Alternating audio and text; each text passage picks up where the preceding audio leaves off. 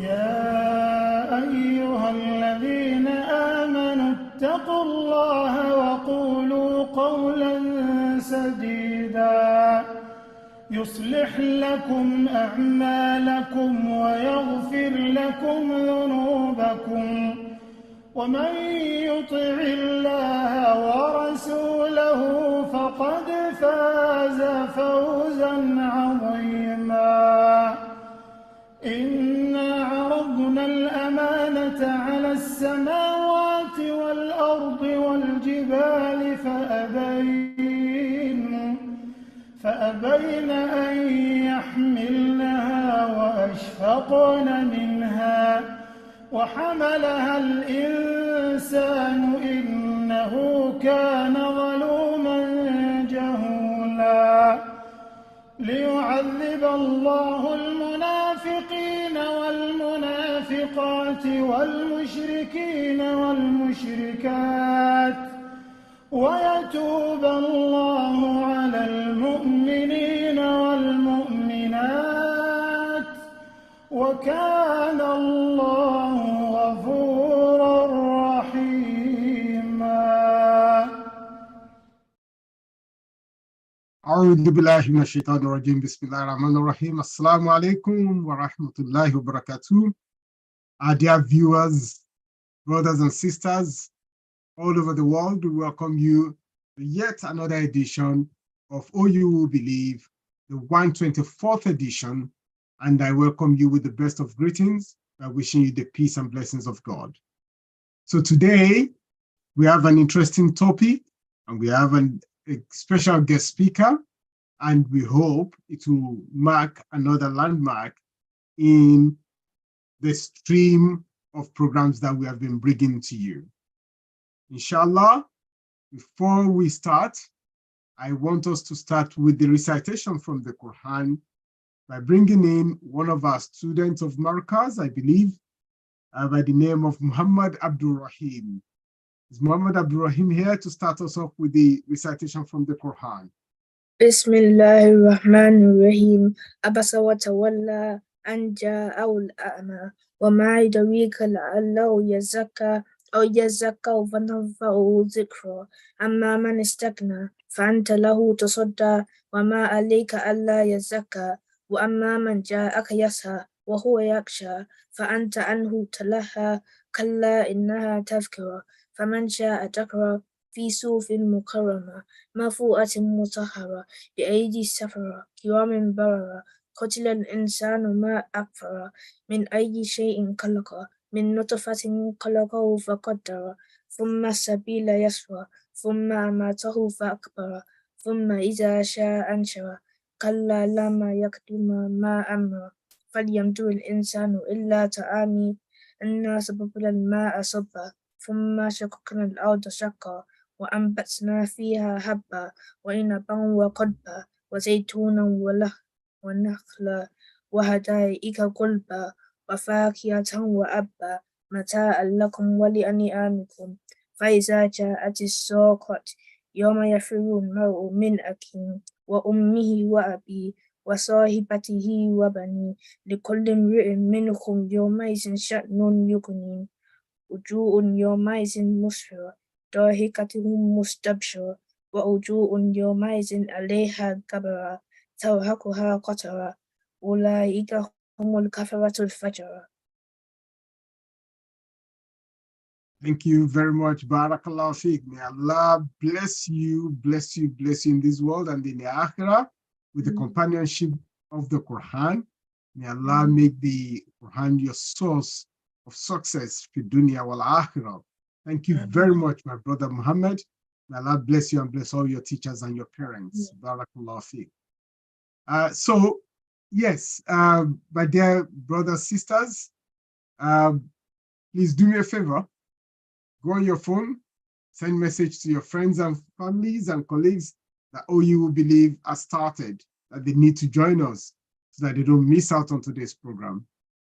And we want to thank you all for your continuous donation, pledges, and support for our mosque that we are building. Old Kent Road Mosque is down and is now coming up. Watch out for fundraising for the phase 2. Inshallah, Allah will never deny you the benefit of establishing a masjid that will remain for hundreds of years, inshallah. Your contribution to it will definitely, inshallah, count towards you entering into Jannah. So don't hold back, don't relax. Let us continue to support our mosque project. Thank you. Now, remember to get and sign the gift aid whenever you donate to us so that it increases, we can maximize that donation. Okay, thank you very much. So enroll your children at the markers, because we're open to take new children to for the Arabic and Quranic lessons. So without taking so much time, I want to hand over now to our beloved father, Professor Mashood Baderi. أعوذ بالله من الشيطان الرجيم بسم الله الرحمن الرحيم. جزاكم الله خير الجزاء. Amalan Shamsa Umuyiwa, thank you very much for starting us off. And I also want to welcome everyone to this week's edition of Oyi Who Believe. We have a very interesting topic to discuss tonight, alhamdulillah, in relation to contemporary issues, as Malan Shams mentioned. And also we have, a unique guest, a very accomplished guest. I'm really privileged to be introducing our brother, Dr. Najmuddin Bakari. Dr. Najmuddin Bakari is an associate professor. He's also the head of the Department of Peace and Conflict Studies at the Center for International Peace and Stability, National University of Sciences and Technology in Islamabad in Pakistan. His areas of interest largely revolve around the Muslim minority issues. And these are very important issues, especially in these days. Muslim minority issues are very topical, and also European Muslims or Muslims in Europe. It's also a very important issue, and Islamic and Western philosophy, European Union politics, global politics, African politics, and regionalism generally. Dr. Bakari is also particularly interested in the dynamics of conflict, and over the years, he has been investigating the application of Islamic peace paradigm as the world grapples with violent conflicts. Additionally, he has extensively researched on diaspora Muslim communities across Europe. He completed his doctorate degree in politics and international relations from International Islamic University in Islamabad in Pakistan.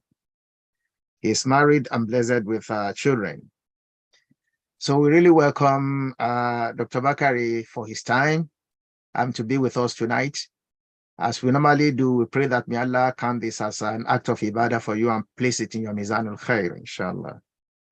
The topic is interesting. Dr. Bakari will be speaking on conflict resolution, that is Islamic perspectives on contemporary conflicts. We know that Islam covers all issues. Islam is a realistic religion. Human beings, even though Islam is for peace. Islam promotes peace. The Quran talks about peace all the time.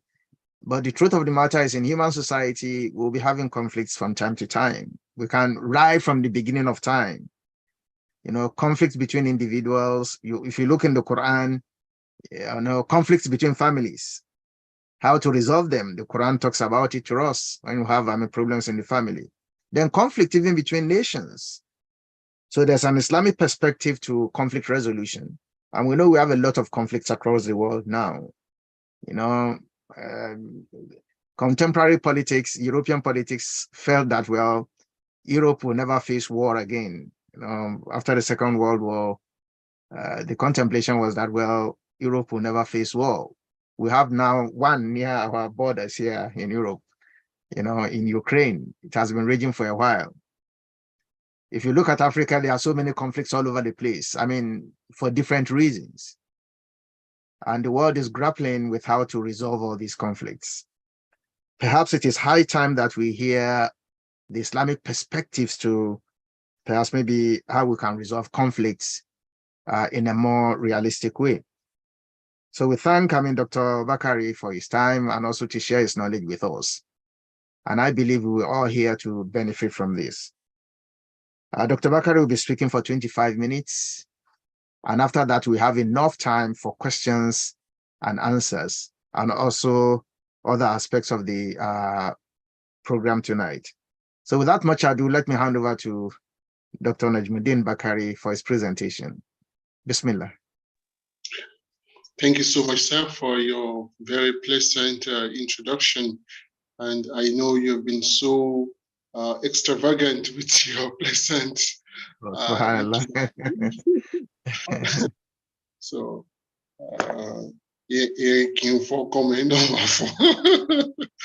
so without taking much of our time, the topic I've been asked to discuss is the Islamic concept of conflict resolution. What's the perspective of Islam on conflict resolution? And as the professor just mentioned now, from time immemorial, the world, mankind has been plagued by conflict in all forms. And today in the contemporary times, there are a lot of conflict all over Africa. In the literature, Africa has been tagged as the most conflict-ridden continent. Aside from that, there's scattered conflict across South Asia, particularly between India and Pakistan, and which kind of cut across the issue of Kashmir, which have been a very, very protracted and perennial conflict. And same goes with the Palestinian issue between Israel and Palestine, that our brothers in Palestine have on daily basis suffered from the oppressive apartheid regime in Israel. And beyond that, we also have in Far East Asia, where you find in Burma, in Myanmar, where the Muslims have been persecuted. And again, if you come back to South Asia, where you find conflict in different forms, both ideological conflict, philosophical conflict, as well as ethnocentric nationalist conflict. And at the very largest scale of it, in terms of the systemic conflict we have, now we've long passed the Cold War era, whereby the world was bifurcated into two between the communist bloc and the capitalist bloc. And as today, we've seen a revitalization or resuscitation of the Cold War era, and that's to say between the Chinese emerging world order and the liberal world order, which is led by the Americans. Although, like I said, this is more of a philosophical war, it's an ideological conflict, not that structural, militarian kind of a conflict. But where do we fit into all of these conflicts? Now, from an Islamic perspective, conflict is also part of human nature. We cannot get rid of conflict. And we, as Professor Badering mentioned as well, that it is a fact that when we look at conflict, both from a conceptual and theoretical perspective, conflict is part of human nature. And in my class, I used to say that there is certain rationality behind conflict. Like Allah subhanahu wa ta'ala, if conflict wasn't that important, if there is no import to conflict, or Allah does not know the necessity of conflict, even Allah subhanahu wa ta'ala wouldn't have ordered Muhammad sallam to go into battle. I mean, we have a lot of battle in the Islamic history, whether it is Badri, it is Hud, it is Kandak, it is Siffin, and so many other conflicts that were fought even after the demise of the Holy Prophet Sallam. So that tells us even the spread of Islam, whether we like it or not, although it was political, but no, we understood that Islam does not necessarily spread by the use of force or by coercive means or a sword, but still there was some sort of battle, the battle between falsehood and truth. Now, coming back to the topic, I want to place my discussion tonight on 5 important types of conflict that, particularly from the Muslim perspective, that we're facing. One is what I call Islamophobia. And as Professor did introduce my area of specialization, Islamophobia has become a global problem. Is have become a global phenomenon, not just for Muslims, but also for non-Muslims. You can imagine that someone is sick will be considered as a Muslim, all because of the hatred towards Islam. So Islamophobia is a reality, and that reality we have to live by it one way or the other. And like I used to tell people, that the conflict of Islamophobia, which is the conflict between the Muslim community and the rest of the world, particularly those who considered Islam as an archaic or as a parochial system, it is not something new. Islamophobia has always been there since the time of the Holy Prophet Muhammad Sallallahu in a way that tells us that even the Prophet Sallallahu and his companion had to struggle with the kuffar of Makkah then in terms of Islamophobia. So that tells us that without Islamophobia, there wouldn't be Islam of today. And on premise on that, the Prophet Islam came up with a terminology which is Ghuraba, means the aliens. So Islam today is seen as an alien religion. It is seen as an alien philosophy and is seen as an alien idea. And so for that reason, Muslims are seen as foreigners or alien in the same way, just as the Muslims of that time, of the 8 days, the Muslims that lived with the Prophet were considered as Ghuraba. And there's a good tidings to that. The Prophet said Islam came as a religion of aliens. It will return as an alien religion. And for those who are being alienated, they should consider themselves as the best ones. So if any one of us is encountering on a daily basis this syndrome or this menace or threat to our religiosity in terms of Islamophobia, we should know that it is nothing new. It is part of Islam, and it is a reality that we have to live with. But the question is today, how do we confront Islamophobia? And this is one way, or where I bring in the Islamic solution to it. Excuse me, the way the Prophet Sallallahu and his companion were able to fight Islamophobia during their time. One is that we need an integrated knowledge, which is geared at achieving Maqasid Sharia.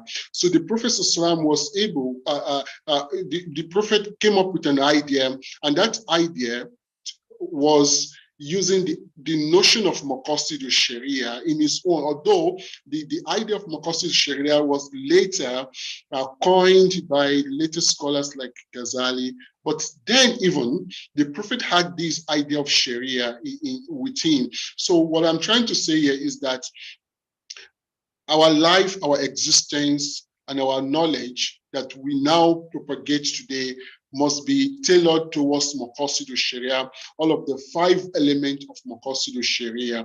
1.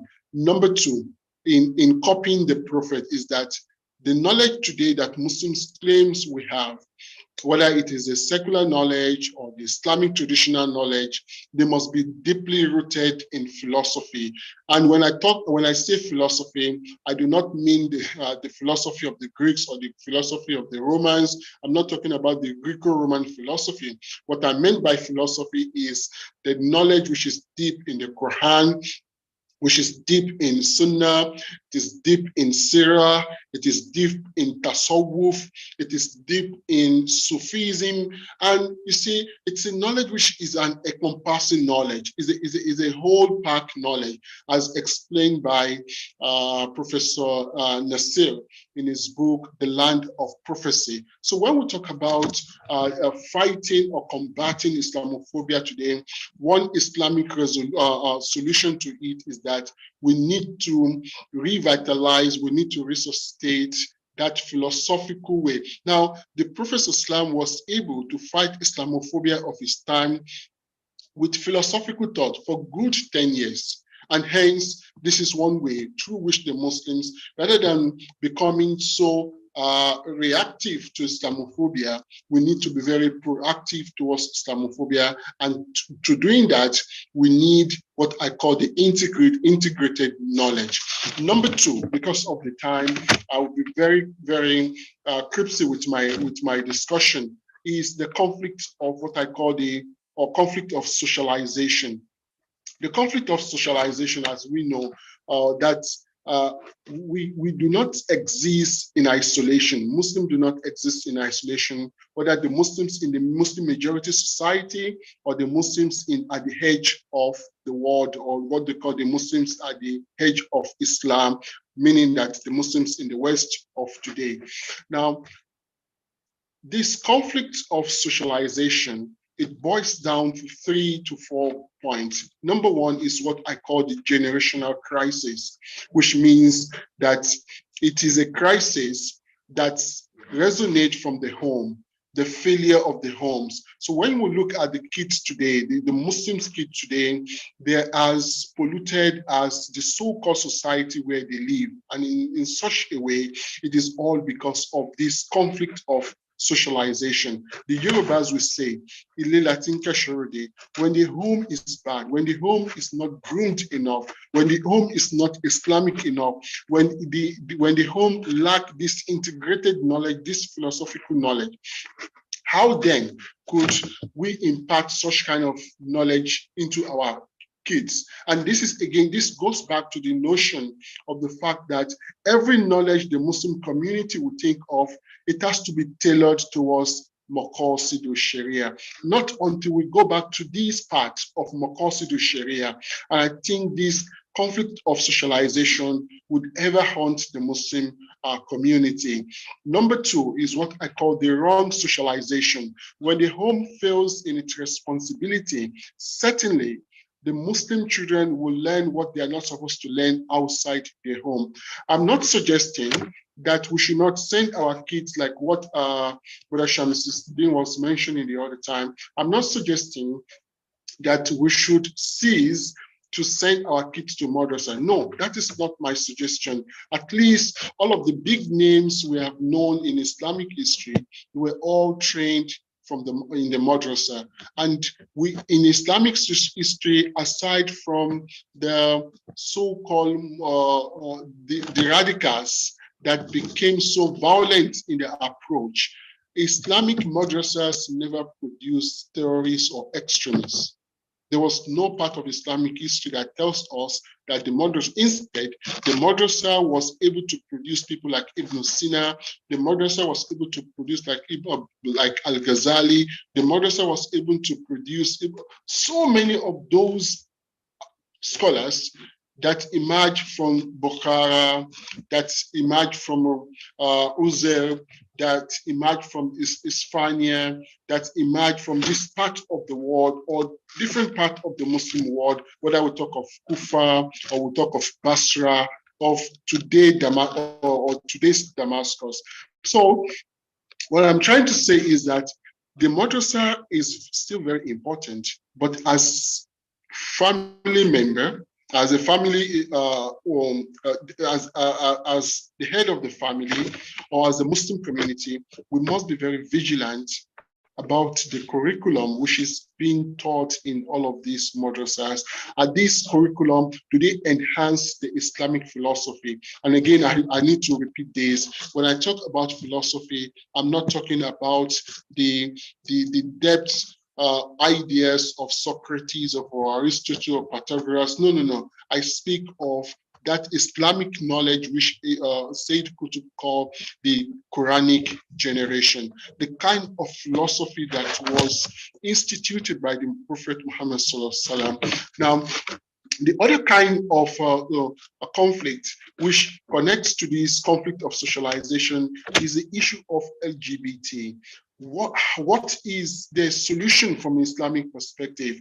How much is the Muslim community generating epistemic ideas in order to combat these menaces in our society? And I think the media is doing so much havoc.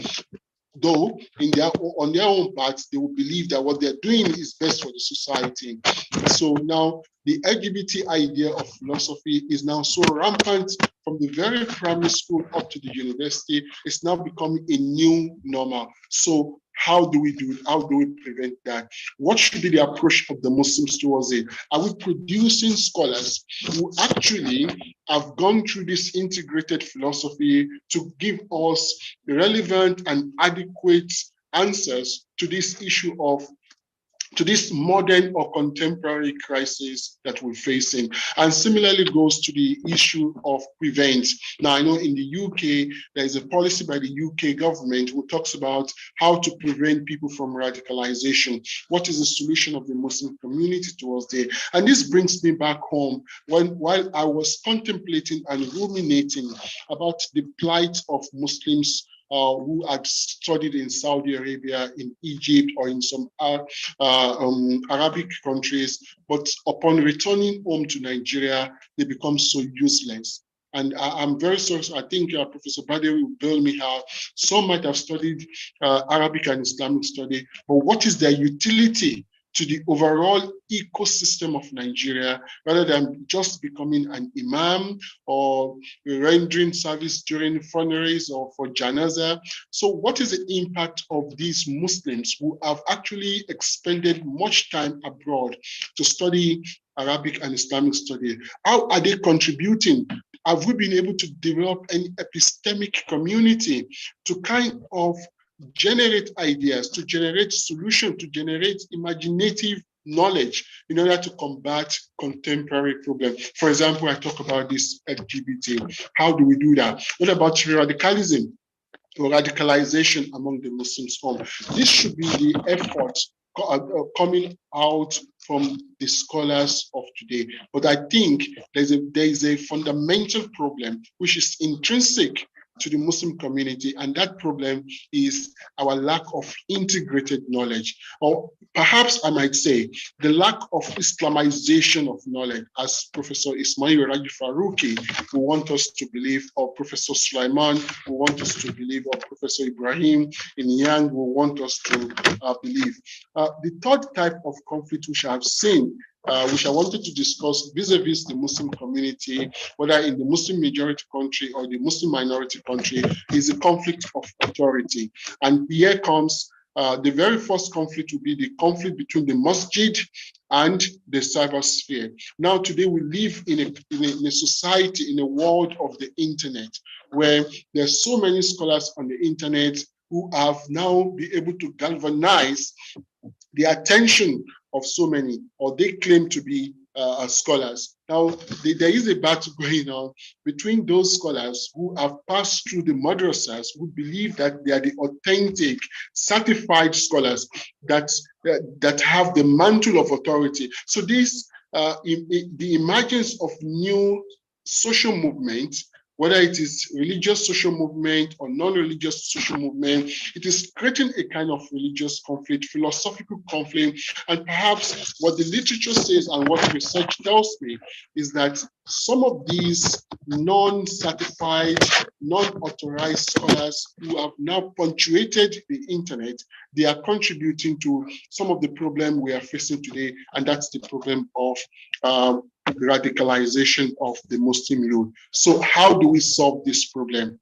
The Quran says, "Faruduhu ilallahi." So we need to go back to the Quran and the Sunnah. What does the Quran say? What are the fundamentals of the Quran, and what are the fundamentals of Hadith? And I think not until we understand this, Muslim society will continue to be at the receiving end of contemporary conflict. There are so many conflicts that are beyond the Muslim community, but what about those that are directly affecting our society? The conflict of authority between the traditional masjid and the new masjid, or the new platform, or the new public service sphere, where there's a huge challenge going on between the physical space and the non-physical space. Beyond this conflict of authority is also the conflict among the scholars, which of course radiates towards the followers.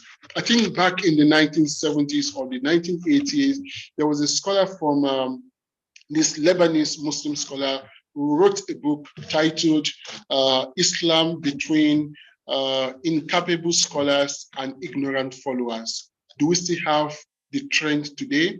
Do we have abundance of incapable scholars and ignorant followers? Yes, people will say that the service sphere has produced or provided an enabling environment for that. There's so many incapable scholars that continues to pollute the mind. And this is one of the reasons why I said the madrasa must be checked. The madrasa must be improved so that the madrasa can be able to produce the like of Al-Ghazali. I think there is no crime. We cannot come up with excuse to say that the like of Al-Ghazali or the like of Ibn Sina or scholars of those periods cannot be reborn. They can, if only we can go back to how they were able to integrate Islamic knowledge with contemporary knowledge. Furthermore, the other conflict which I wanted to discuss is the conflict of the self, or the conflict with the self. Now, this conflict of the self, I have identified 5 points towards it. Number one is that the conflict of the self, of course, it is beyond the physical conflict, which anyone can lay a finger to or can identify that this is the conflict you are confronting. It is personal, it is individualistic. And that brings me back to what exactly is Islamic concept of conflict resolution. Number one, Islamic concept of conflict resolution is very religious. Number one, it is spiritual in nature, it is individualistic and very collective in nature, as opposed to the secular Western conflict resolution paradigm that only looks at conflict resolution from positives and so-called positive peace and the negative peace. Beyond that, Islam is so much holistic in its approach towards conflict resolution. And in Islamic conflict resolution, there is always an intersection between the individual, the community, and the larger community. And that is one huge distinction between the Islamic concept of conflict resolution and the Western concept of conflict resolution. Number two, Islam does not have any bifurcation between the private and the public, which is again different in how the Western concept of conflict resolution is being tagged, that what you do in your privacy, in privacy, should be the same in what you do in your public. Now, how do we resolve the conflict with the self? Number one is the solution or the response given by the Prophet. Prophet Muhammad SAW said in one of the hadith that we need to live in this world as if we are wayfarer, that you're just a foreigner, you're an airline and you're on transit, and in the next 5 minutes you have to board your plane. So when we live as a wayfarer in this world, we can actually combat the conflict that is within us. And this conflict might be the conflict, whether of the conflict the conflict with materialism, or the conflict with our own Islamicity, or the conflict with our own religiosity. Number two is observing Salah as it is the last Salah. See, I think most of our religious scholars will say that when you get yourself onto Salah, pretend or believe that this is the last salah you're going to do. So these, when we do that always, we kind of fight the shaitan of the self. We remember the noble hadith that when the Sahabas came back from one of the battlefield, and the Prophet said, now you are done with the smaller war, the smaller conflict, the smaller battle. Now you have to face the bigger battle. And they were all surprised that, Ya Rasul, how come we've gone to the battlefield, our blood has been spilled, we've been killed, and we killed many people, and still you call that a small battle? Yes, the Prophet said, now the greatest battle is that conflict of the self. Number 3 is effective utility of time only for Ridwanullah. And I think this is what we've been taught in our own madrasa, that every time matters. But how do you utilize your time? The time must always be for seeking the pleasure of Allah subhanahu wa ta'ala, or what we call tajdid niyya, that we should always be renewing our intentions all of the time. There's so much conflict that goes on within us. And the Prophet said in one hadith, he said, to show off, it is part of ashirk al-asghar. And we know, whether you're a professor, you're an imam, you're a public speaker, even a father, if a father has to render his a service at home, even by showing off, that could become a small shirk in the sight of Allah. And so what does the Prophet ask us to do? His solution to that, he said, tashdid niyya. We need to be renewing our intention. And I think the Prophet gave us a very powerful hadith. Allahumma innana na'uzbika min an nushrika bika shay'an na'lamu wa nastaghfiruka liman na'lamu. Now, the 4th point here is living the life of his son. And we do remember that beautiful and noble hadith when someone came to the Prophet saying, Akbirini anil insan. And the Prophet said, the person asked the Prophet, tell me about insan, which of course was Malaika Jibreel. And the Prophet said, good deal is antabudallaha ka'annaka tarahu, fa'in lam takun tarahu, fa'innahu yaraka. That when we say, this man is a good person, you have done good deals, it means you worship Allah as if you see him or is with you all of the time. The 5th point here is conscious reflection of death. That when we think of death all of the time, and the Prophet says, I would always be thinking that this is my last breath. So when we start doing all of these 5 points, I know there's so many other, but this would be few of the solutions to fight the conflict of the self. Brother Shamsuddin, Prophet Sab, do I still have some minutes? Yeah, yes, you have up to 5 minutes now. Oh, okay, sir. Good. So with this put in place, that how do we talk about the larger conflict, which is beyond the Muslim community, the conflicts, for example, the Ukraine-Russian conflict, the conflict of BRICS exit, where Britain is no more part of Europe. What should be the response of the Muslims community? And I think this is what we are not talking about. What should be the response of the Muslims towards the kind of philosophical and ideological conflict, for example, the LGBT. Now, some group of people in the United States will say, we are progressive Muslims. We embrace this idea. We are progressive people and we find nothing bad in it. But the Quran is very clear about it. So how do we respond to this? And I think from an Islamic conflict resolution perspective is that one has to deal with it the way the Muslims of the past were able to deal with such kind of behavior. And to that extent, it brings me back to my very first argument of integrated Islamic knowledge. And this integrated Islamic knowledge must be tailored by adding that Islamic philosophy to it. And Islamic philosophy here means that we are not plodding or trying to give a qualified point of Greco-Roman civilization, Greco-Roman philosophy. Rather, we are looking at Islamic philosophy from the lens of Tasawwuf, from the lens of Hadith or the Sunnah of the Prophet, from the lens of the Quran. But in the larger way of it is that if Muslims, now this is one last point which I wanted to talk about in Islamic conflict resolution, that Muslims do not consider themselves as non-partisans to a conflict.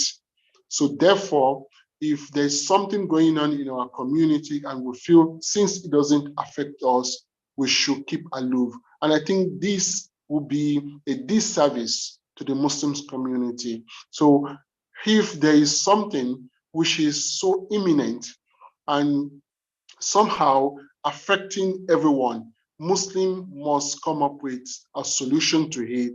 And that coming up with solution will mean that we need to bring in people who will understand both secular knowledge and non-secular knowledge. And I think there's a good example to that, how the Prophet ﷺ was able to resolve the issue while the Prophet went to battle, or once, even it happened during Hazrat Umar period as well. When the Prophet went to battle and there was this question, must we kill or should we kill the slave or the prisoners of war? So now there's a need to think, what should we do? Of course, in most of the cases, people would take them as slave, but rather than killing them or sacrificing them, whatever we call it, they were their utility was sought out for. So those who were teachers, those who were engineers, those who were carpenters, so whatever utility they have, they were integrated into the Muslim society. So what I'm trying to say is that the lens of religiosity alone cannot solve this issue that we face in today's world, especially in the Muslim age. I mean, in those society where Muslims are in minority. May Allah subhanahu wa ta'ala accept our act of ibadah and give us the intellectual well-wisher, in order to be able to generate ideas that will contribute to our society, regardless of where we are, whether it is in Europe or in Africa or in Asia. But more to do is that how do we resolve the conflict, especially of the Muslims community in Nigeria? And I repeat myself that the problem with the Muslim community, and which is for those who have studied in the Arab world, but they lack any utility in the ecosystem of Nigeria polity today. In the economy, they are nowhere to be found. In politics, they are nowhere to be found. And they become so, I wouldn't want to say, I'm very careful not to use a nasty adjective, but I've seen that they are not contributing to the intellectual or epistemic community of Nigeria. May Allah subhanahu wa ta'ala accept our act of ibadah. Thank you so much. Jazakumullah khair jaza, Dr. Bakari, for that, very interesting analysis of contemporary conflicts and also the Islamic solutions to them. Your analysis of the different kinds of conflicts that we could go through as individuals and as communities, quite very, very interesting. Because as you rightly mentioned, a lot of the time when we look at conflict, we look at it from the the major conflict, casting our eyes away from the other aspects of conflicts, which you rightly mentioned, which confront us individually all the time. We face it all the time. For example, the conflict of the self. It's really, everybody goes through it. And it's really very important. The socialization conflict, as you rightly mentioned, the world has changed so much. And I mean, people live in different communities, they face different challenges. And Muslims, I mean, if they have the type of, integrated knowledge, integrated Islamic knowledge, as you mentioned, we should be able to, be able to provide solutions to this. Because, Allah did mention it, that He has made the Muslim Ummah a special Ummah. وَكَذَلِكَ جَعَلْنَاكُمْ أُمَّةً وَسَطًا لِتَكُونُوا شُهَدَاءَ عَلَى النَّاسِ. When Allah says, we have made you a well-balanced a nation, so that you will be exemplars for the whole world. And therefore it's really very, very important. Integration of Islamic knowledge with contemporary challenges is important. And one of them is, the issue you mentioned about our brothers who study in the, Islamic world and come back to now, it has been a very big problem. Various, attempt has been made at that. Many of, some of our brothers in that regard have taken steps. Some of them have come abroad to study in the West also, in order to have an integrated knowledge in that regard. But the point you mentioned, which is really very poignant, is that, the fundamental basics is that Muslims, we should focus a lot in improving our knowledge and also in its application to contemporary problems. Now, if you look at the Prophet Sallallahu Alaihi Wasallam, Allah prepared him. Allah prepared him for him to be able to manage all these issues, as you did mention, by actually first giving him knowledge, in the sense that, the first revelations that the Prophet received was about knowledge. Iqra bismi rabbika alladhi khalaq. Read in the name of your Lord who created. I do tell, people, depending on their status, that, read and read.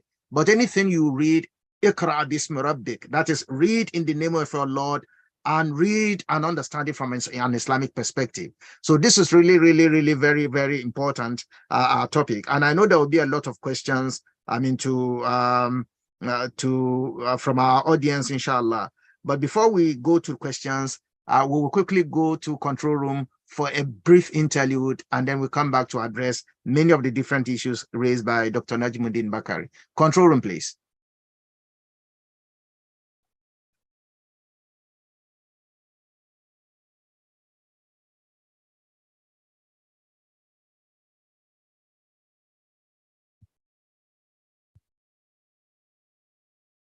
Audio.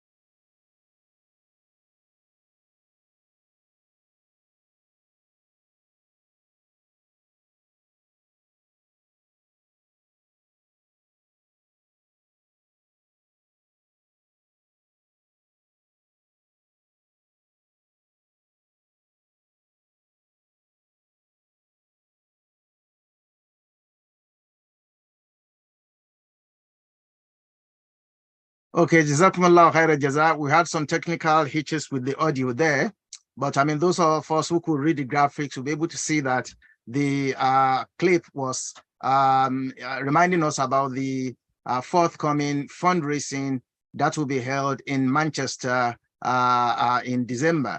And we hope, inshallah ta'ala, that we will all be preparing for that. And that's in relation to the project, the Old Kent Road rebuild project, which is still ongoing. As Madam Shams did say when we started, we thank everyone who has been contributing to this. And we pray that, Allah will continue to replenish your pocket. The project is ongoing. We will soon be starting the second phase. And therefore, we still need people's contribution, individually, collectively, internally, externally, so that, we will proudly be able to complete, that Old Kent Road Mosque and Islamic Cultural Center and dedicated to the service of Allah in due course, inshallah ta'ala. Now, as we normally do, I will take 5 minutes, before we go to questions, to do our fundraising for the SAF. We do every week on OU Believe. We want to raise money for one SAF. And as we know, one SAF is 1,000 pounds. Alhamdulillah, every week our audience have been really meeting and surpassing that target. So today, please do not let go. We have listened to a very important topic, which I know there will be questions on. We want to have a good discussion on. So let's just take 5 minutes. We have about 6 minutes to 9 now. So we'll take that up to 9 o'clock to do this fundraising. So who will start with us? Who will break the ice with, this week's contribution for one SAF in the new masjid, inshallah. So who will start tonight? As-sabiqun, ulaika humul muqarrabun. This is what the Quran says. Those, the forerunners are the forerunners, and they will be closer to Allah yawm al-qiyamah. So who will try to open the gate for this week's SAF? Bismillah.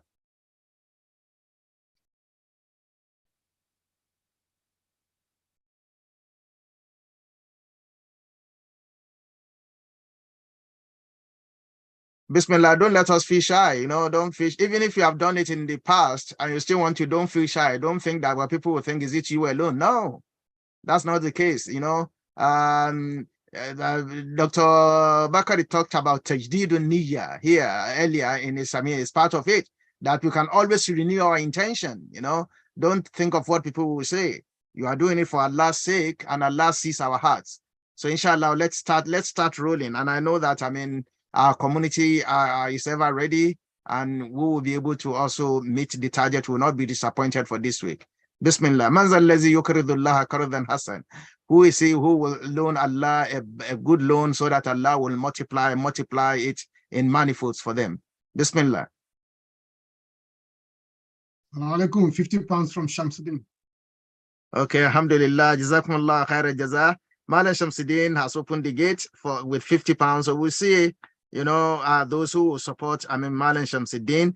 The Prophet ﷺ said, anybody who lays a path and others follow it in goodness and others follow it, both of them will share in goodness without the reward of one person affecting the other. So those who wants to support Malan Shams, don't think that, well, because he has taken the lead, you have no reward. He has taken the lead. Anybody who follows that good lead will also have your reward equally, and no one person's reward will affect the other. So inshallah, let's keep going. So 50 pounds on the ground now. I still have a far place to go. 950 pounds remaining for the SAF. Bismillah.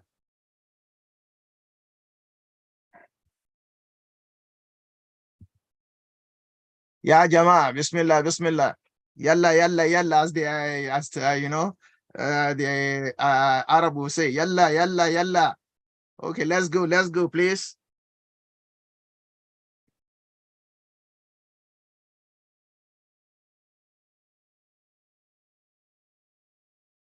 Okay, perhaps to encourage everyone, I will also put 100 pounds. So we have 150 now. Does that motivate anyone?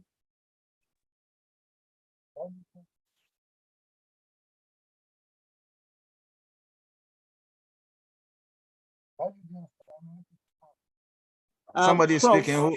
We have anonymous donation of 100 pounds. 100 pounds. Okay, somebody has also put in 100 pounds. So we are moving. That's 250. We still have about 750 to go. Anyone? We want to go to the questions now, but at least. Okay, yes, please. Yes. I'm just gonna call them. 1 minute, please. Please, yeah. Brother Razak Salahuddin. 50 pounds, please. Jazakumullah khairan jaza.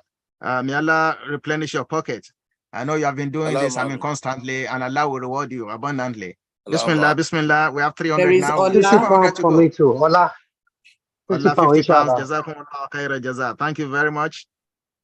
Just put it in the fundraising account immediately. Inshallah, I will do mine just now, so that we draw a line under that. Anyone else? We have 350 now. We just 650 to go. Toyin, please. Toyin, unmute yourself. Oh, 50 pounds, please. 50 pounds. Jazakumullah khair jaza. Thank you. Ibrahim. Yes. It's building up now. Ibrahim, please. Please unmute yourself, Ibrahim. 250 pounds. Jazakumullah khair jaza. May Allah reward you abundantly and replenish your pocket. You see? I know our community, we are always ready. We are always ready to go. But the truth is, people are sometimes shy. I had no doubt at all that we'll meet the target. So we are really moving. Now, let me see how much do we have now. 1, 2, 3, 4, 200, 3, 400. We have 650. We just need 350 more. So we just need 350 more. Anyone? Please raise your hands. Yes. Let's do this quickly.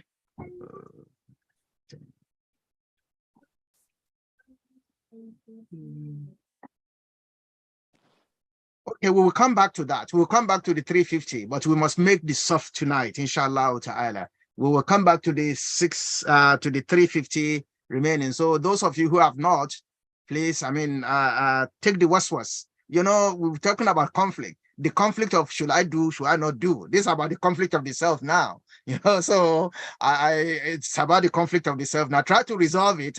Resolve it in a good way. Resolve it in a good way, inshallah. And I know we'll come back to the 350. So inshallah, any questions?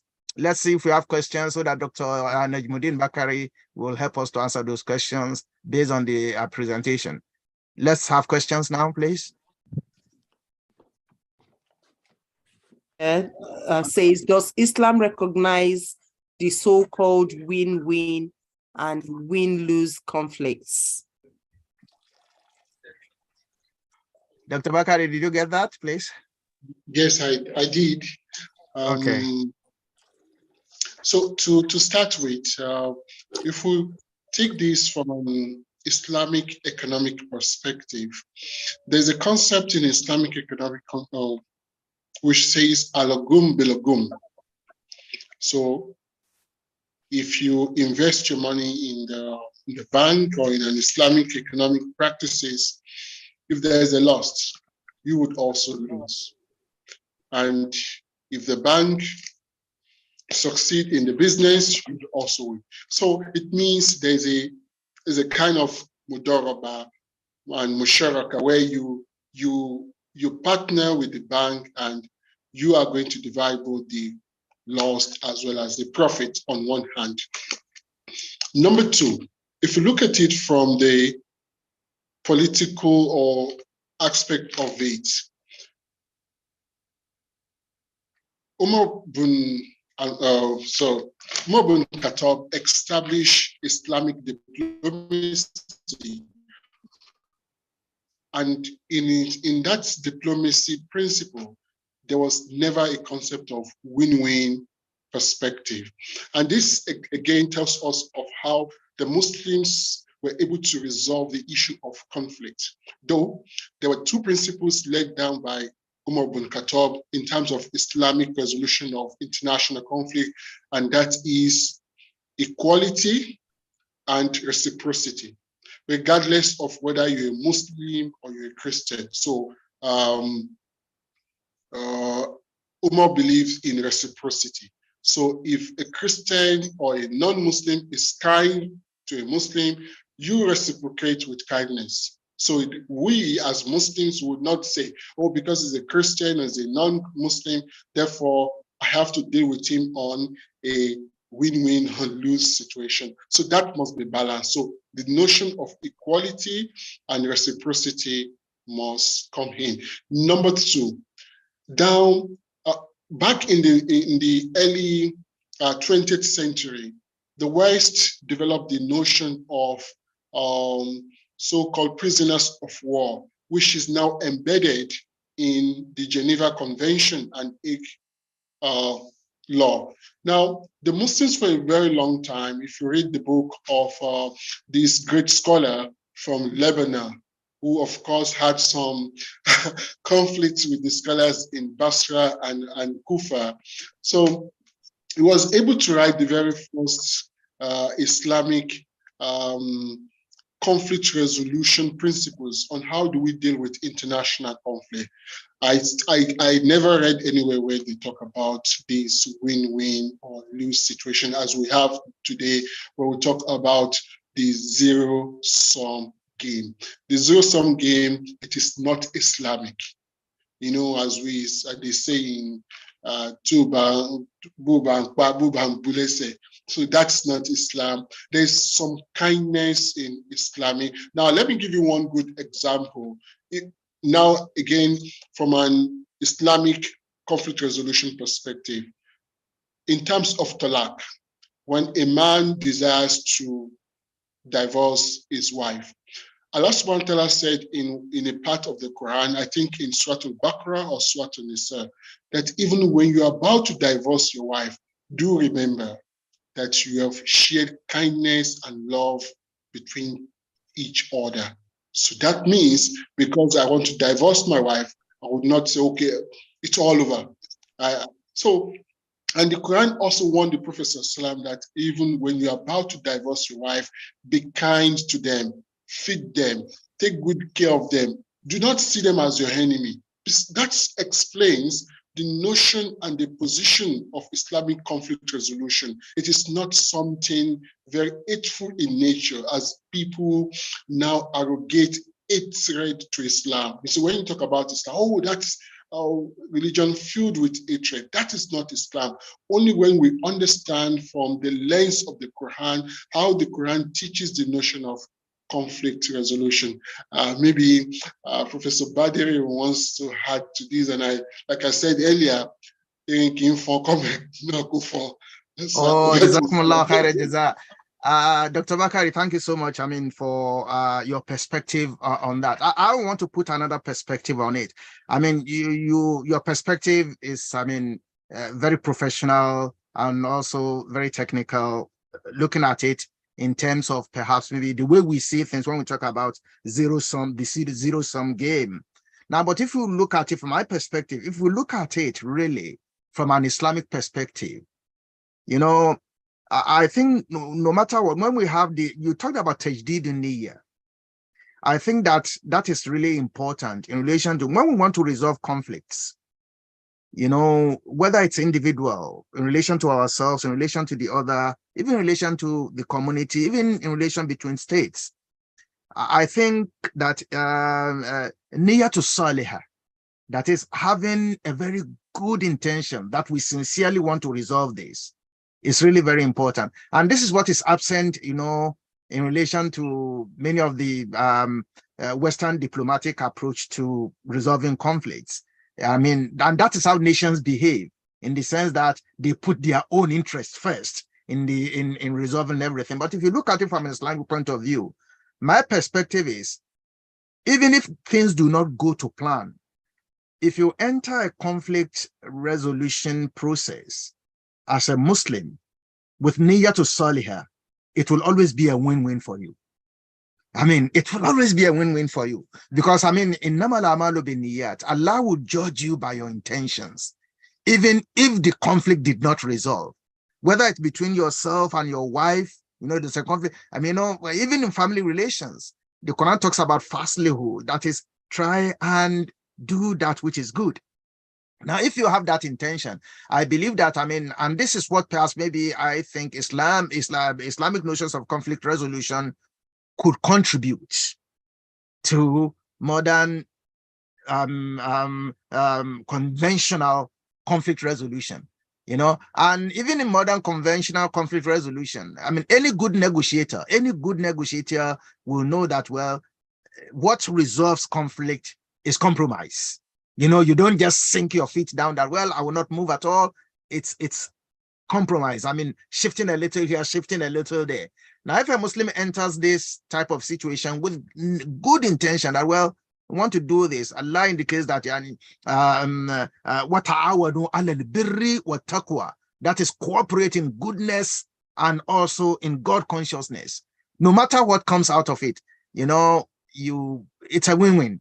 People might see that you have lost in the world, but I mean, in the hereafter, it will be a win-win. And if one wins that resolution, then it's even a better win-win. You win here, you win in the hereafter. So that's my Islamic perspective of it. May Allah continue to make it easy for us. Conflicts are very difficult to resolve, but we pray that, I mean, inshallah, I mean, when we find ourselves in that type of situation, may Allah give us the tajdud in niyyah and also niyyah to salihah on both parts in order to be able to go it and resolve it in a win-win situation, inshallah. Jazakumullah khaira jaza. Any further questions? Prof, just to add that you can please link this question to the situation that led to Rasulullah going into agreement with the Quraysh when they had already prepared their intention to do Hajj. I think. Exactly. The Sulh Hudaybiyah, you know, the Sulh Hudaybiyah, and that's a very good point you raised. We all know about it. You know, when the Prophet was, I mean, he has been in Medina, you know, he packed away from Mecca, came to Medina, and he was in Medina for a while, and he dreamed that, well, Allah opened, up Mecca for him, and he told the people that, well, look, we are going to do Umrah, everyone. When they reached the gates of Mecca, the Quraysh said, no, you cannot. You know, the Sahaba were really, really, really very cross. You know, the Sahabas like Sayyidina Umar was really, really very, very cross. You know, the leaders of the Quraysh indicate that, look, you have to go back. You can't come. And they did the Sulh Hudaybiyah. When they were doing the Sulh Hudaybiyah, you know, the Prophet was dictating, you know, that between, Muhammad Rasulullah, you know, the representative of the Quraysh said, I'm not going to write Rasulullah. If I knew that you are Rasulullah, I would not be competing with you. I would write Muhammad ibn Abdullah. Umar was really very, very annoyed.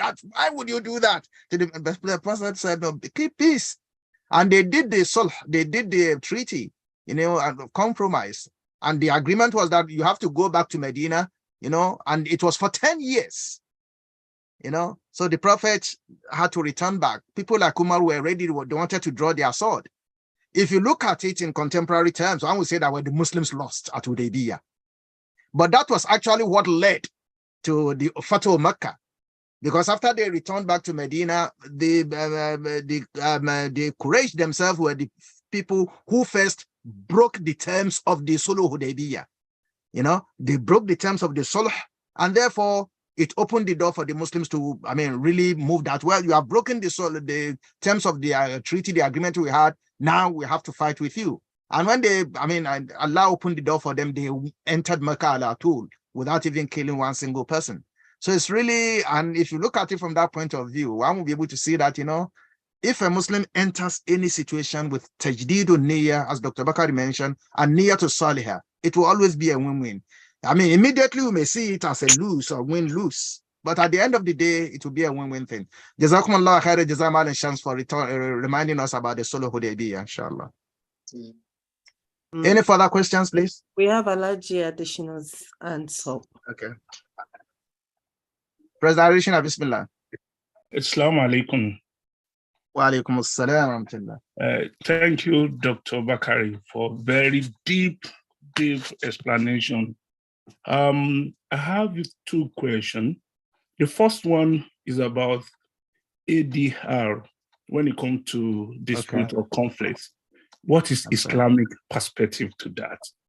That's the first one. The second one, because you are trying to talk about 70s and socialization, and you talk about those our scholars that studied in abroad, like going to Cairo and some other places, Malaysia. But I discovered one thing recently. Most of them, when they come back, they create unnecessary conflicts that doesn't have a basis.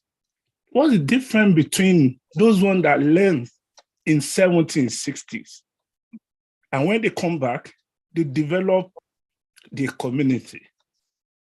Despite that time, we still have people like Guru Maharaji, some other people that come and create a lot of things, but they couldn't go further. But nowadays, it's becoming, you know, you see a lot of people, doctor, professor coming from abroad, coming from Saudi, and they're creating a lot of conflict for no basis, whether minor or major. So what happened? Is there any difference from the teaching of Islam and the Hadith? Assalamu alaikum. Wa alaikum assalam. Jazakumullah khaira jaza for those questions. Dr. Bakari, please. Thank you so much, sir, for these wonderful questions. I think I will start with the latter question of what marked that difference between the scholars of the 1970s and contemporary scholars. Why is it that the new graduates of Islamic and Arabic studies, or those who have studied abroad in the Arab world, now become so extremist in their idea? Number one, I think we should not discount the influence of globalization. And like I said during my presentation, is that it is more to do with the ability to either be a proactive scholar or to be a reactive scholar. Some of our scholars are rather reactive instead of being proactive. And not until you have the essence of knowledge before you can be. Ghazali, for example, let me give you an example. Ghazali was never a reactive scholar. While Ghazali was fighting the Muayyids in Kufa, in Iraq, he was never reactive. He was very proactive with them. And to that extent, Ghazali was able to resolve the conflict between the Safavid, the Seljuk and the Muayyid. One. Number two, it was also with this proactive nature of Al-Ghazali, he was able to come up with the Islamic idea of sultania. That means there was a huge conflict between the Caliph and the Sultan. And in order not to create what we later found in the Christian society, which led to the 30 Years' War of Westphalia, that Ghazali was able to create an enabling environment whereby the Muslim governors will be recognized by the Caliph, and the Caliph would also respect the Muslim governor. So that was how the notion of sultania came into existence. So telling us the proactiveness of Al-Ghazali. Similarly, if I would want to connect your question with the Islamic revivalism of 19th century and Islamic revivalism of the 20th century, there are two different approaches to that.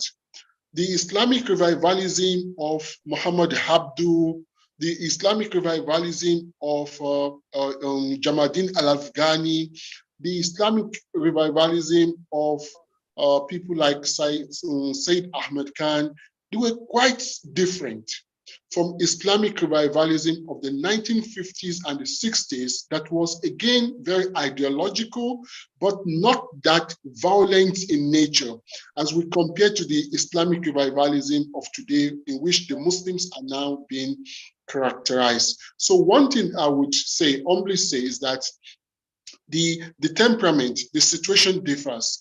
The situation of the 1970s is quite different from the situation of today. Muslim today, instead of being proactive, we are becoming reactive. We now face the problem of Islamophobia that I've spoken about. We face the issue of whereby Muslims are now being targeted. Islam is being targeted as the new Cold War enemy. So that's one way. And the other part is that why these Muslim scholars from the Arab world could not actually do the needful. And I do not have a very easy answers to that, why they could not do the needful. You see, someone in peace and conflict study, we learned what is called frustration and aggression. When you could not meet your need, you become frustrated. And this is what I saw on most of them, that they have become frustrated. The society they find themselves could not integrate them. You get me? You spend 4 or 5 years in Saudi Arabia, in Egypt, in different parts of the world, and coming back home, your utility is not even being counted. Your essence is not being counted. So that of course, explain that. Then number two, you talk about the alternative dispute resolution. Yes, and I think this is exactly what we are trying to say, that we need to look at alternative dispute resolution, which is opposed to the secular Western dispute resolution. And thank you so much, Professor Badiri Eshisa, for you bringing in the notion of Anihya to Solha. But I want to say, Anihya to Solha might work among the Muslim community of the faithful, because as we know that in international relations, faith does not work. It is interest that goes on. So when two diplomats are talking, they might want to compromise, but still the interest, the so-called national interest, would be more governing in their discussion. So and to that extent, the way they want to resolve the conflict will be different. Now, in the Islamic perspective of alternative dispute resolution is as much as we say. So instead of going to the court of law, we can always resolve our conflict outside the courtroom. And that's where the masjid comes in. And I think Professor Badiri will tell me, the masjid is not just the place of salat. It has always been the avenue, the ground for strategizing, for resolving conflict, but not for market purpose. The Prophet prohibits us from doing businesses in the masjid. But to resolve problems, that this is one thing that the masjids traditionally have been used for in Islamic society. And similarly, again, when we talk about ADR, what does Islam says to it? That we should also try not to escalate the problem.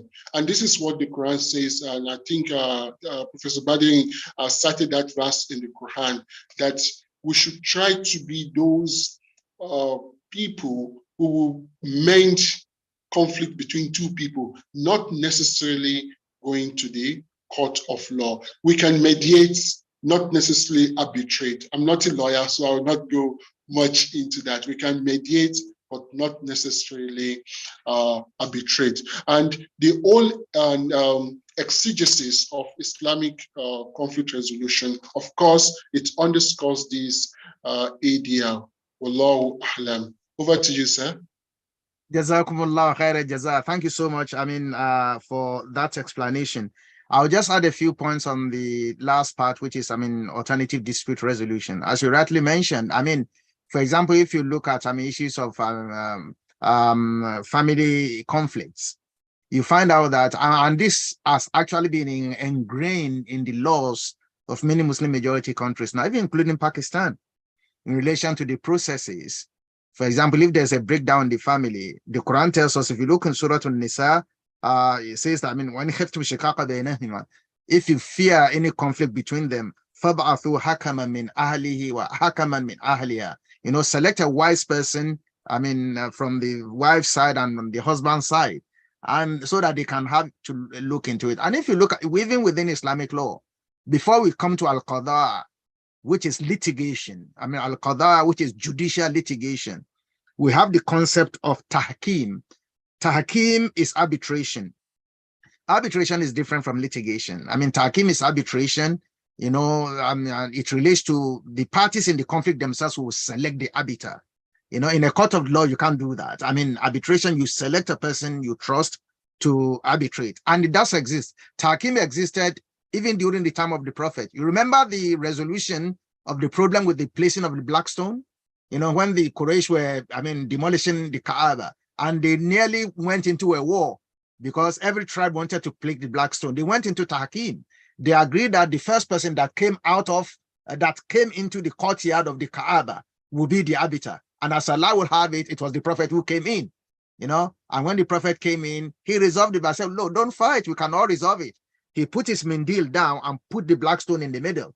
And he told the chiefs of all the different tribes to hold on the mindil, and they took the stone in the mindil too, and everybody was happy. He resolved. That is tahkim. So arbitration, is recognized in Islam. Apart from that, we have mediation. Mediation is called sulh. And you find this in, I mean, in somebody mediates, you know, when you see that something is getting into a conflict, even before it gets into the conflict, you know, you can mediate. And we have wasata. Wasata is conciliation. You know, you have conciliator. So we have these three, and all these three are alternative dispute resolution processes, apart from al-qada. Litigation, apart from it, it creates acrimony, and it's also very expensive. So it's not always, I mean, people should not resolve quickly to litigation. You have to explore tahkim, arbitration, our sulh, you know, and also our wasata. So all these are there within Islamic law. But as, you know, Dr. Bakari did mention, we need to exploit all these, particularly amongst Muslim states. You know, I really appreciate what, Dr. Bakari mentioned in relation to Niyatu Salihah.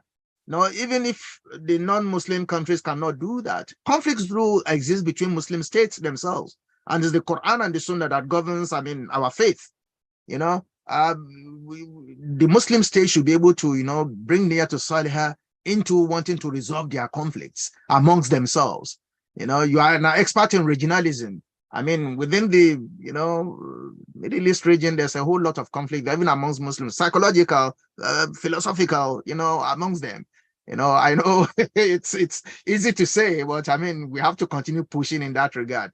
May Allah make it easy for every one of us. We have about 10 minutes to go, but I mean, I'll have to come back, before we come back to round up, I have to come back to my fundraising. We had 650 before. My wife was here listening to us. She has also given £50, makes it £700, so we will transfer it. I'll transfer it through the account and put the £50 in my pocket. So that's, 50. We have 700. We need £300 now to pay for the soft today. So somebody has their hands up there. Rajab Razak Salam. Salaam alaikum. I would like to ask a question. Is it a question? Okay. Yes. Okay. It's to tonight's episode. I do not know when I'm allowed to do it. Please let me know. Okay, I will come back to you. Just let me raise this £300. I will come to you, inshallah ta'ala, because we need to build that mosque. Who is going to bring this £300? We just need 6 people, 50, or 3 people, 100, or just one person, £300. Please, let's make it. Lillahi wa rasulihi. Man zal ladhi yukridu Allah qardan hasana, please. Yalla.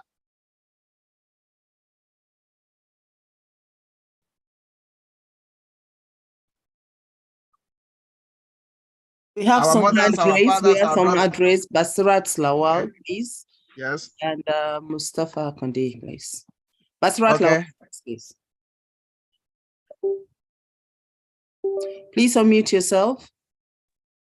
Assalamu alaikum. Wa alaikum assalam wa rahmatullah. I don't know how to say. I will £200. £100?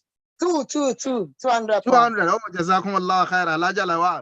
Thank you so much. May Allah reward you. That brings us to 900. We just need £100. Yes. Jazakumullah khair. Thank you, sir. Mustafa Kadi. Yeah. Alaja Kadi. Salam alaikum, sir. Oh, Alaja ni. Wa alaikum salam wa rahmatullahi wa barakatuh. Mustafa Ale, you know. Mustafa Ale, you know. How much?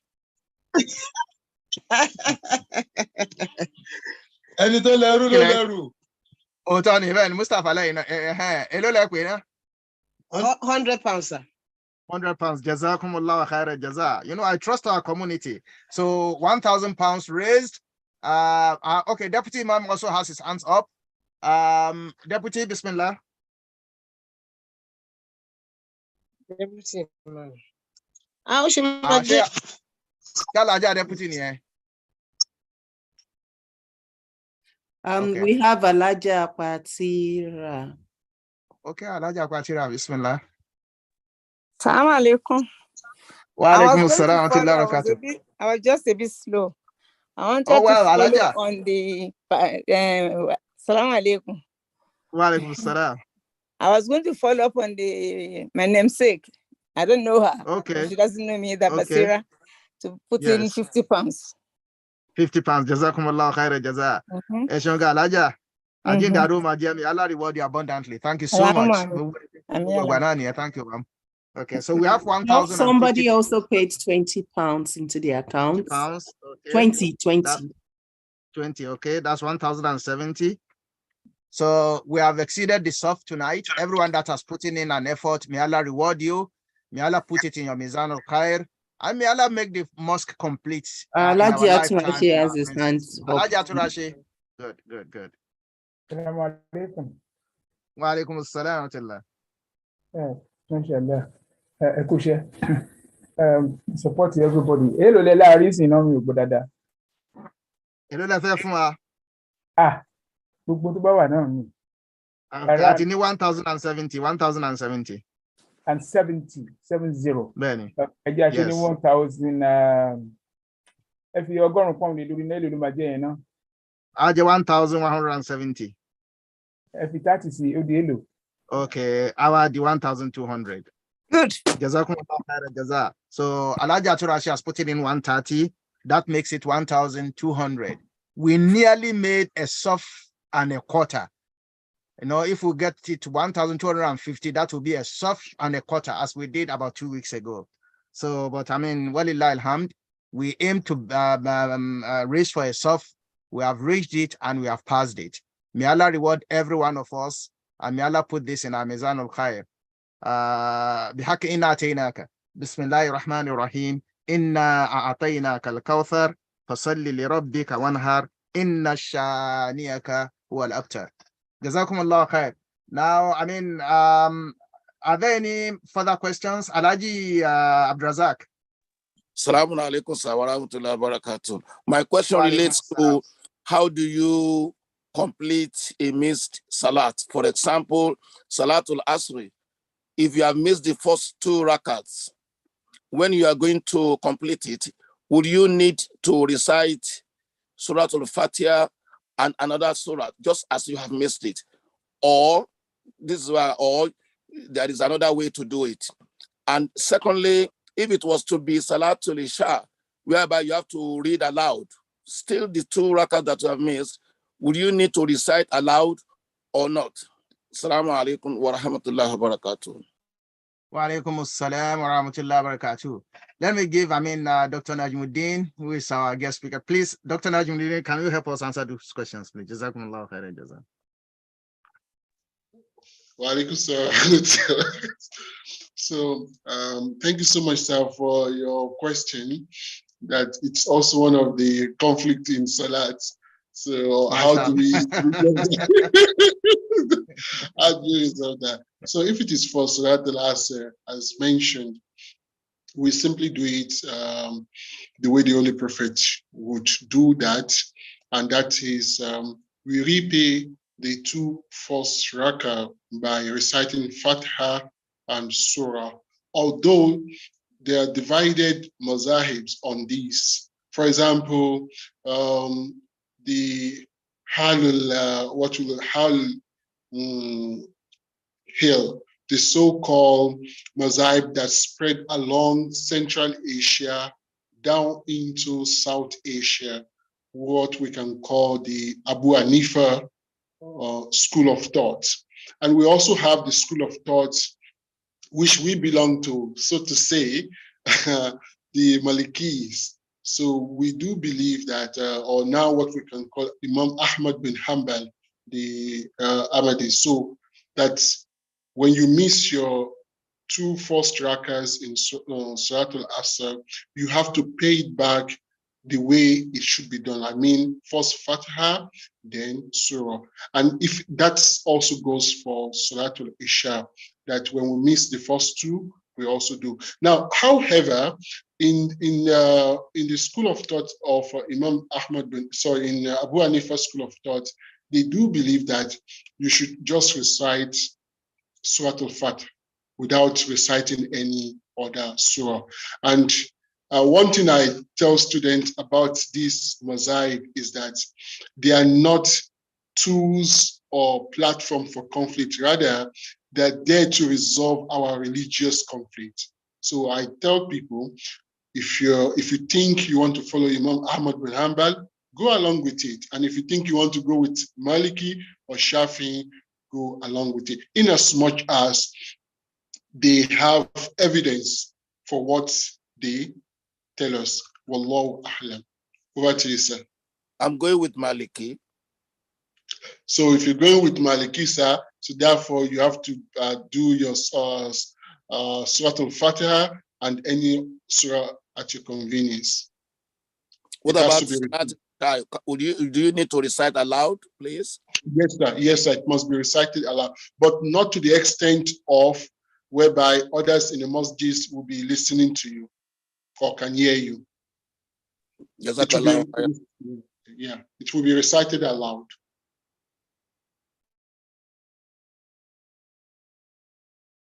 Prof, you're muted, sir. You're muted, sir. Jazakumullah khaira jaza, Dr. Najmuddin Bakari, for resolving that to us. You have also presented it to us as some sort of conflict, and it's true. In Salah, when this happens, you are caught into, okay, how do I do it? As Brother Razak did mention. And to clarify, please, you see, the mazahib, as Dr. Bakari said, it is just a matter of perspective. The Hanafis, as Dr. Bakari did mention, one may be wondering in our mind that, okay, but why this difference? Those who say that you have to recite surah only, they say, even though you met the last two rakats, their perspective is that those two rakats are your own first two rakats.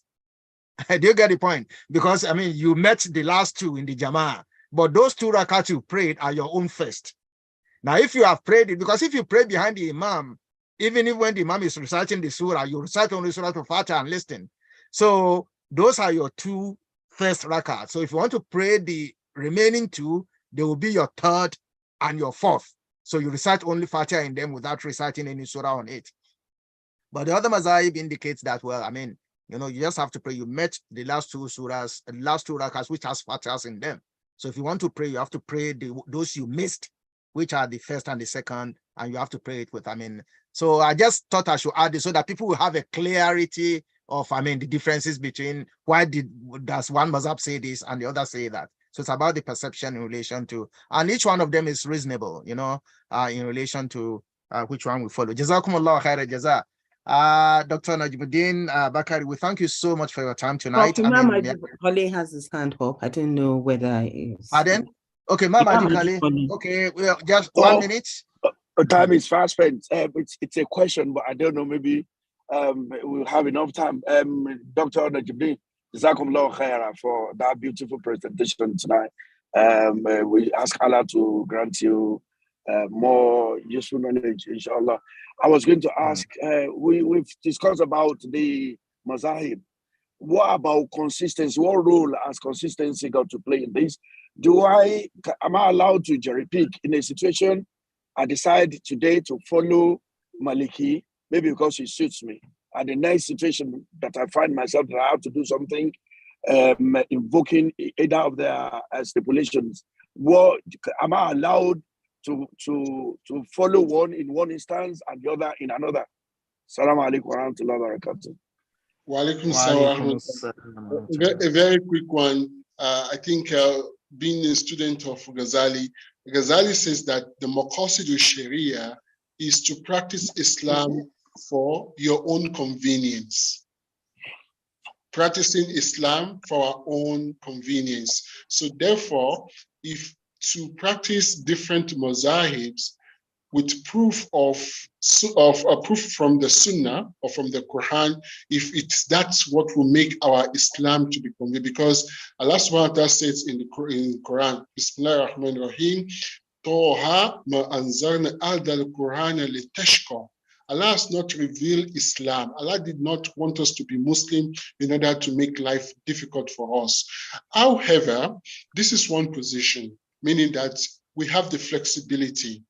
Some scholars say we do not have the latitude to flex between one mazahib to another. But sometimes one might have to do as they behave in a particular society. For example, if you're a Maliki and you happens to live in a society where they are Abu Hanifa, so probably you might need to follow what they do in that part, in as much that they have proof of what they are doing. And like Professor Badiouddin mentioned, now these are all very logical, because the science of hadith is something very rich. And all of these mazahibs, they've actually followed the path of this science of hadith with very rigor, with very deep epistemic rigor. And anyone who have studied them quite well would understand that from the position where they speak. And to that extent, I would say that we have the latitude either to be flexible or to be rigid with any of the mazahibs. Thank you so much, sir. Jazakumullahu khairan jaza. Inshallah, we'll be talking about this sometime when there is time. You know, in Usul al-Fiqh, there's a terminology for it. Moving between schools is called takhayyur or takhayyir, and there are rules for it. And as Dr. Bakari mentioned, it plays flexibility, although it's about a matter of degree. You know, takhayyur itself, moving between schools itself, there are classifications. Some will say that you can do it, but what is not allowed is what they call takhayyur wahmiyya. You know, and it has its meanings as well. So inshallah, down the road, we'll be talking about this, but it is allowed to move between schools. May Allah reward us and also make it easy for us. So Dr. Bakari, we thank you so much. May Allah put this in your mizan of khair. Our viewers and our listeners, before we go, our O ye who believe ayah tonight is in Surah Al-Mujadala, Quran chapter 58, ayah 11. No, Quran chapter 58, ayah 9, actually. Allah says, Ya ayyuhalladhina amanu, O you who believe, idha tanajaytum, you know, when you confer together, when you confer in conferences, fala tatanajaw bil ithmi wal udwan. Do not confer, you know, mama lati shebi ati dota sile. You know, when you confer, do not confer for evil and also for enmity. Rasul, do not confer in order to violate the rules that the Prophet has laid down. Watanajaw bil birri wa taqwa. The Quran says confer in goodness and also fear of Allah. Wattaqullah alladhi ilayhi tusharun. And be conscious of Allah, to whom is your return. So this relates to, you know, Niyatul Salihah, which we've talked about in relation to conflict resolution. So Quran chapter 58, verse 9, you can have a look at it. That's our all you who believe take home tonight. Jazakumullah khairan jaza. I'll now hand over back to Malan Shams. Alhamdulillah, alhamdulillah. It's been a wonderful day. It's a topic that sounds academic, but we can see how it has even come to touch on us as individuals. And for me, the amazing thing is this: when you have a conflict, approach it with the best of intention. When you have to give up something, give it up lillahi, and Allah will bring it back to you. Allah will elevate your position. You might seem as if you lost out of that conflict because you gave in too much. The negotiation, they were more powerful, they hamstrung you. Do it lillahi wa rasuli. And Allah is the one that changes heart. Allah is the one that changes situation. Allah is the one that transforms people. And Allah will transform you from the position of someone who feels at a loss to a position that you then feel like, actually, it turns out to be the best thing for me. May Allah make this happen to all of us in all of our personal situations. But please, please approach your conflict with a win-win situation in mind. Avoid bloodshed, avoid dissolution, avoid those other things where we cannot agree. As much as possible, just agree. Thank you, Barakallahu Fiqh, Dr. Najimuddin Bakare and Prof for making tonight an amazing one for us. And thank you everybody that contributed to the fundraising. Inshallah, may Allah make this count for us on our scale of goodness. May Allah make us enter Jannah to Firdaus. May Allah make us earn benefits from this masjid for as long as the masjid is standing, even when we are no more. Barakallahu Fiqh. Inshallah, I'll see you next week for another edition of O You Will Believe. Assalamu alaikum wa rahmatullahi wa barakatuh. Wa alaikum assalam wa rahmatullahi wa barakatuh.